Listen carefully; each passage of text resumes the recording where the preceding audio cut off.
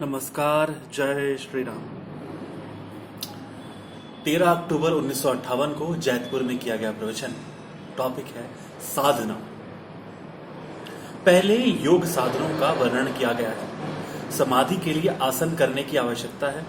उनमें से दो प्रमुख हैं, पहला पद्मासन, दूसरा सिद्धासन। इनमें से सिद्धासन सरल है। पैर की एड़ी नाभि व जनन्य इंद्री के बीच में रखकर दूसरे पैर की एड़ी पहले पैर की एड़ी के ऊपर रखकर बिल्कुल सीधा होकर बैठना चाहिए। कहीं भी नहीं देखना चाहिए। एक आत्मा का विचार करके दूसरे सारे विचार छोड़ देने चाहिए। उस समय ईश्वर को याद करके आत्मा का चिंतन करना चाहिए। यह अभ्यास 3.5 घंटे करने से सिद्धासन होगा। प्राणायाम इस प्रकार करना चाहिए। पहले पूरक अर्थात लंबी सांस भीतर लेकर उसे कुछ समय वहीं रोकना चाहिए। फिर धीरे धीरे बाहर निकालनी चाहिए। इसे रीचक कहते हैं। फिर बाहर निकालकर रोकना चाहिए। भीतर रोकने को आंतरिक कुंभक व बाहर रोकने को बाहरी कुंभक कहते हैं। यह अभ्यास बार बार करना चाहिए। इसके द्वारा मन व इंद्रियां वश में होती हैं। प्राण, मन, इंद्रियों व वीर्य का एक दूसरे से संबंध है।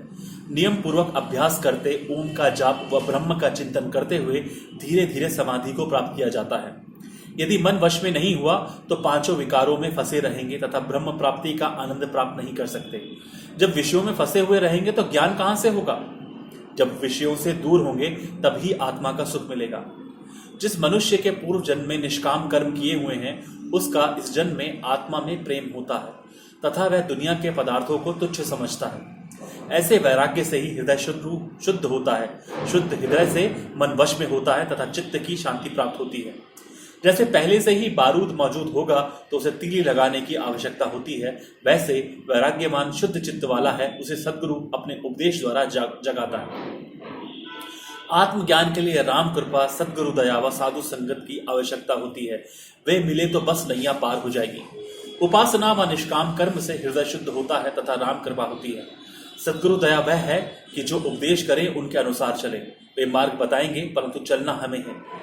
साधु का संग सत्पुरुषों के संग के समान है तथा उनके उपदेशों के अनुसार व्यवहार करना, परंतु साधु सच्चा होना चाहिए।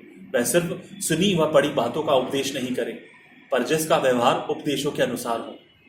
जिस मनुष्य को सदैव परमात्मा याद है तथा जिसका उस प्रियतम से प्रेम है वह उसके नियमों की कभी अवहेलना नहीं कर सकता, बल्कि उसके बनाए नियम अनुसार चलकर शरीर, मन व आत्मा का विकास करता है, जिसके कारण वह लोक व परलोक में सदैव सुखी जीवन व्यतीत करता है।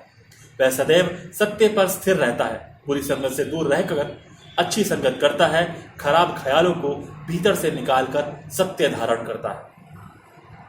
शरीर के विकास के लिए स्वास्थ्य के नियमों की जानकारी प्राप्त कर उसके अनुसार चलता है तथा वीर्य की रक्षा करके स्वस्थ जीवन जीता है।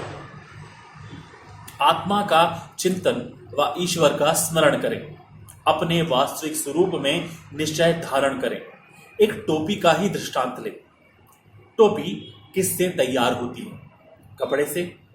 कपड़ा धागे से, धागा रुई से, रुई जमीन से, जमीन पानी से, पानी अग्नि से, अग्नि हवा से, हवा आकाश से और आकाश आत्मा से। सिर्फ एक आत्मा ही है, उसका ही अनुभव करना चाहिए कि मैं आत्मस्वरूप हूं तथा जगत मिथ्या है। जगत ना जागृत में, ना स्वप्न में और ना सुखोपथ में है, सिर्फ बीच में देखने में आता है और कहीं नहीं है। उस चेतन को पहचानो। धन्यवाद। जय श्री राम।